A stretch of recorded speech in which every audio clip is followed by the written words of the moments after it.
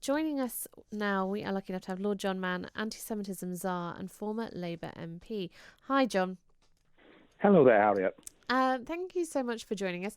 First of all, we've been talking to a few people about this tonight, and one of the things that keeps coming across from the Jewish community is, well, we knew that this level of anti-Semitism existed in the UK, but quite frankly, it just doesn't even feel worth complaining about because nothing changes.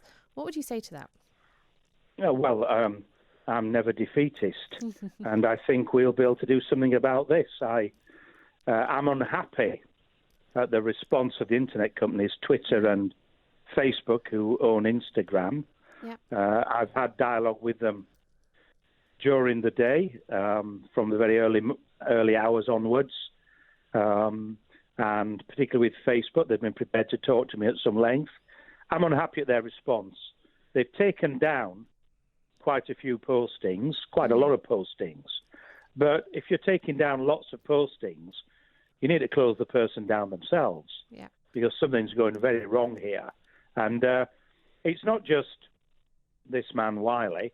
It's all those who are then taking on the message he's giving, repeating it or putting their own variation on it, or who will go out and carry on this kind of abuse and direct it against Jewish people in their communities. Very, very dangerous, which is why I'm also pleased that the Metropolitan Police are investigating the issue, which they are. What have you been saying to Twitter and Facebook? What have you been asking from them? So I've given examples of particular things that he's said that I would regard as incendiary and dangerous, not just insulting or abusive, but that could lead to other people doing some very stupid things. And that's the danger if people start shooting their mouth off in this way, spewing out the hatred that he has been spewing out repeatedly. And neither company is acting, in my view, responsibly. And we're going to need to change the law. We'll have the chance this autumn, when there's an internet harms bill, to strengthen the law. But we need to be able to actually hurt them financially or in other ways if they fail to act. This was a really clear case. They should have closed down the account. They could have argued whether it was ever allowed on again at some stage in the future. That's an important argument. But there's no question. These accounts should have been closed down, and this hatred spiel that he carried on with should have been stopped. So what have they said to you about why they haven't done it? Oh, well, what they're basically saying is, well, we've done the bad ones, and I think that's accurate. I think some of the worst stuff has come down, but not all of it. And, the message that gives, that you're allowed to carry on, the damage has been done. It's not that people are kind of sat there in a very prissy way being offended. This is directly hurting, damaging people's identity, and some of the stuff, can lead to worse from other people. It's inciting people, in my view. That's the point that I've made, and that's why I'm pleased that there is a police investigation underway. I've no idea if there's any criminality. They'd have to judge that, but they obviously deem it important enough to investigate the issue, and that's a positive. I mean, I agree. It's a positive that they are investigating it, but do you think that actually any action will be taken here? Because I think what we're seeing as a general rule is that things like this, we go, well, it is subjective and there's free speech to consider, and it's sort of, we investigate and then we go, oh, what can we do? Some of his tweets were beyond what's acceptable in terms of the impact it has on people. If he has an opinion, he's free to express that opinion, whatever his opinion is, and how weird and wonderful I might regard his opinion on the world or any particular issue. That's not what's at stake here. He's entitled to have views I regard as being rather weird. It's the incendiary nature of the challenges that he's putting out, of the way he's wording things, that's so damaging, so dangerous. And without question, it contradicts the terms and conditions of Twitter and Instagram. And the number of postings they've taken down, which is a lot, demonstrates that. But if you're having to take down multiple postings, then you need to take that person off.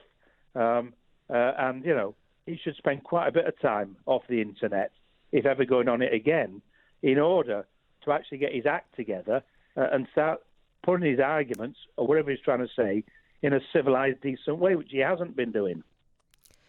John, obviously the Labour Party itself has infamously had a problem with anti-Semitism in the past few years. Do you think that actually the level that was allowed to reach within the party has maybe encouraged people to think it's okay to say this stuff? It certainly has, though I think this individual is coming from a different perspective. I don't think he's coming from a Labour Party perspective at all. I think the origins of the stuff he's coming from are different, but they're equally pernicious and they're equally dangerous. But certainly there are other people. You know, one of the interesting things, two groups jumped on the bandwagon promoting what this man was saying over the last 24 hours.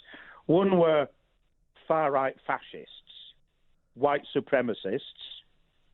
He managed at some stage to retweet some of their stuff on Holocaust denial, which was quite extraordinary. And the other is far-left extremists as well. And they were quite happy to jump on the bandwagon and weigh in, encouraging him on. And those who were encouraging him on are, in my view, acting as disgracefully as he was.